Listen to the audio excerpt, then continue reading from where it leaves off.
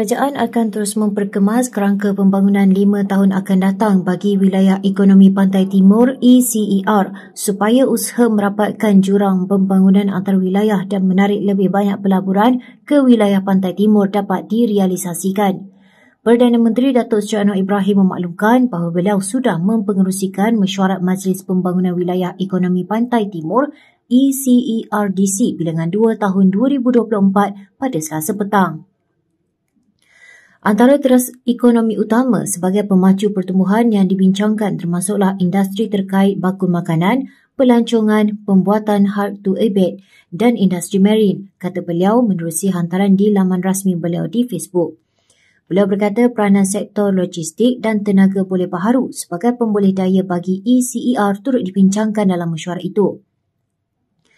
Saya dimaklumkan bagi tempoh 3 suku pertama tahun ini, ECER berjaya mencatatkan sebanyak 13.3 bilion ringgit pelaburan direalisasikan berbanding sasaran 10 bilion ringgit, kata beliau. Anwar yang juga Menteri Kewangan berkata jumlah itu membabitkan 21 projek yang berupaya mewujudkan 8,700 peluang pekerjaan dalam pelbagai industri termasuk pembuatan keluli, petrokimia, produk biojisim dan pelancongan. Kejayaan ini selari dengan hasrat Kerajaan Madani yang sentiasa menekankan kepentingan pemantauan dan pemudah cara pelaksanaan bagi pelaburan-pelaburan dari dalam dan luar negara yang diumumkan, kata beliau. PMS menjelaskan mesyuarat itu turut membincangkan perancangan pembangunan bagi ECER selari dengan kerangka penyediaan Rancangan Malaysia ke-13 RMK13 yang sedang dilaksanakan.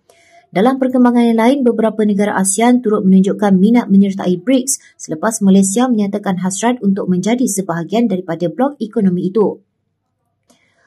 Perdana Menteri berkata tumpuan ASEAN kekal kepada pemantapan ekonomi serantau bersama-sama rakan dialog untuk memastikan hubungan antara negara tidak terjejas.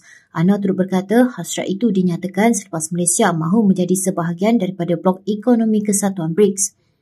Asas ekonomi menjadi ukuran atau kriteria utama dan kita tidak mahu ASEAN menjadi gelanggang percaturan atau pertembungan kuasa-kuasa besar. Dahulunya Amerika Syarikat AS dan Kesatuan Soviet dan sekarang AS dengan China. Hubungan kita dengan China akan terus ditingkatkan dan apabila kita mendekati BRICS, beberapa negara ASEAN turut mengambil keputusan yang sama, kata beliau pada sesi waktu pertanyaan-pertanyaan menteri di Dewan Rakyat pada Selasa.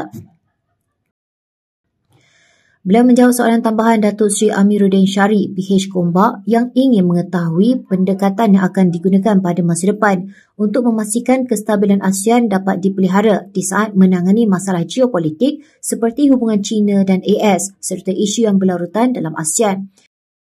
BRICS dianggotai negara utama iaitu Brazil, Rusia, India, China dan Afrika Selatan selain beberapa negara anggota lain seperti Emirat Arab Bersatu UAE.